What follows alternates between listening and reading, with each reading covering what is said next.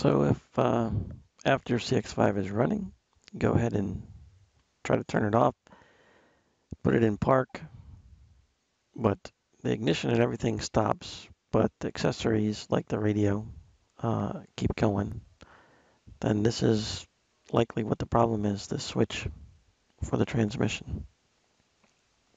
So go ahead and take the back panel off of the console on both sides. You can just take a screwdriver, pry off the spots there, they're horizontal, a tab on each side.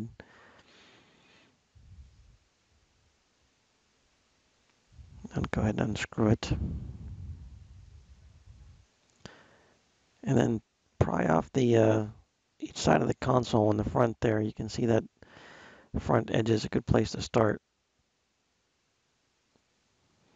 Go ahead and put it in accessory mode and hit the brake after you get both sides gone back, and put it in neutral or first gear, so you can lift that panel off.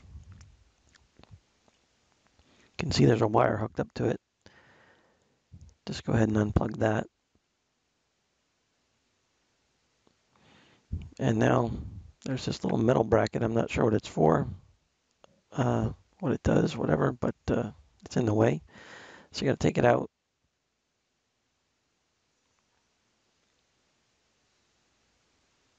And it has flat pointed screws on the end of it there. Just set it up on a dash and move on. And the screw that's left holding these plastic things together, they're pointed screws. You can see the other one that we took out was a flat point on the end. So I couldn't take the other side apart. Just reach down there and grab the console and pull it back. It'll separate and give you access to that switch, and start taking the screws out. Don't take them all the way out. You want to make sure that when they're on their last little bit there, you catch them so they don't drop down inside. Unscrew the shifter. These little latches, the black plastic on top of the white plastic, is what you want to look at. The left side wasn't, or the driver's side wasn't too hard. The passenger side was a little more difficult.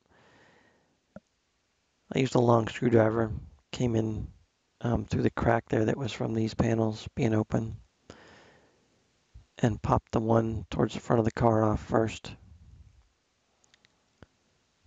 It's a little hard to hold the camera and do all this stuff, but so you pop that one off, and just shift over and pop the back one off. Then this whole little assembly lips off the shifter. That little piece there is the lock part that when the car's not on and you pop that little case open on top of it, you can take it out of park. But just reach your fingernail up there and take that off. There's a little spring in there you want to make sure you don't lose. This is the part number that I ordered. It was about $65 with shipping and handling sent to my house.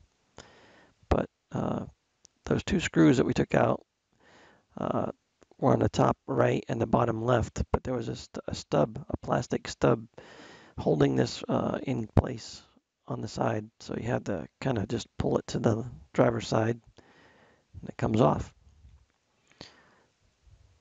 So once you get it off, you got to unplug the wire that's underneath it.